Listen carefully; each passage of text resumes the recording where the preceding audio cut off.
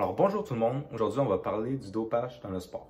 Alors c'est bien connu par la société d'aujourd'hui, le sport c'est un moyen simple et efficace de prendre soin de notre corps. Mais à haut niveau, les athlètes peuvent être soumis à des choix qui peuvent endommager leur santé. Alors je parle bien ici de prendre des substances illicites, des substances dopantes qui vont améliorer les performances mais qui peuvent aussi détruire la santé des gens. Alors avant de débattre sur le sujet, je vais d'abord vous expliquer qu'est-ce que c'est que le dopage. Le dopage, ça consiste à prendre des substances qui soient illicites ou non, comme ça peut être du café, afin d'améliorer nos performances sportives. Bien entendu, ça ne date pas de quelques années tout ça, même qu'on pourrait dire que ça a commencé aux premières Olympiques. Alors les athlètes qui participaient à ces Olympiques-là, en fonction de leur compétition, leur épreuve, ils mangeaient des sortes de viandes différentes. Comme les sauteurs, ceux qui faisaient du saut, mangeaient de la viande de chèvre, les boxeurs de la viande de taureau et les lutteurs de la viande de porc. Mais on s'entend que manger de la viande de chèvre avant ta compétition, c'est pas interdit, donc c'est tout à fait légal aujourd'hui de manger de la viande de chèvre. Avant, ce qui interdisait, c'était l'alcool durant la compétition. Alors maintenant, comment on fait pour savoir si un produit dopant est illicite? Eh bien, c'est l'Agence mondiale antidopage qui a déterminé, selon les effets que les produits ont sur nous, qui ont interdit les produits. Alors, il y a une liste, on peut aller regarder sur les sites Internet, il y a une liste des produits dopants qui sont interdits en compétition ou en tout temps. Comme exemple de produits dopants, on a les stéroïdes qui augmentent la masse musculaire, l'EPO qui augmente la capacité d'oxygénation du sang, et même la cortisone qui réduit l'inflammation, donc qui retarde l'apparition de douleurs. Aujourd'hui, l'usage des produits dopants est très répandu autant au milieu sportif compétitif que sportif amateur. Comme aux États-Unis, le 2/3 des personnes qui utilisent des stéroïdes sont des culturistes non compétitifs, c'est-à-dire qui s'entraînent pour le plaisir et qui veulent tout simplement gagner de la masse musculaire.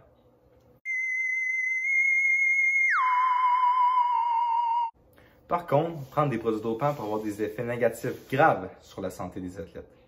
En effet, juste pour les stéroïdes, il y a une multitude d'effets secondaires. Il peut y avoir du trouble de comportement, des problèmes cardiovasculaires, des troubles de fonction rénale, des problèmes de fertilité, des problèmes de peau, une augmentation du risque du cancer et même la mort subite.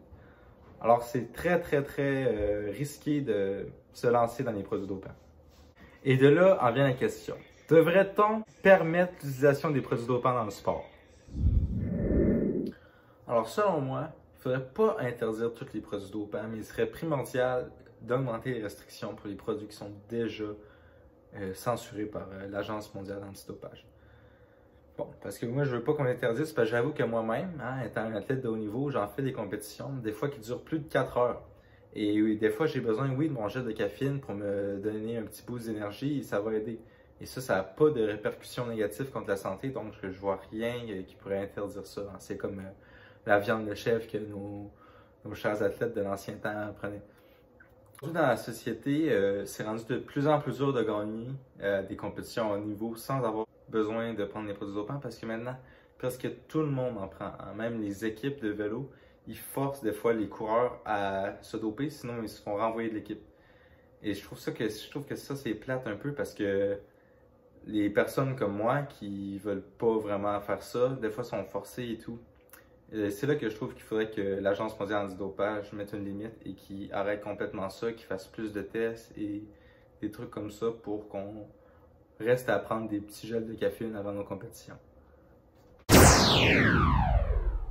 Alors pour montrer les effets du dopage sur les athlètes, je vous inviterai à aller écouter le film La Petite Reine, qui est un film québécois, d'une femme qui s'est fait prendre pour dopage et ça démontre tout le stress, comment c'est vécu par les athlètes et c'est vraiment quelque chose, un beau film pour démontrer le dopage.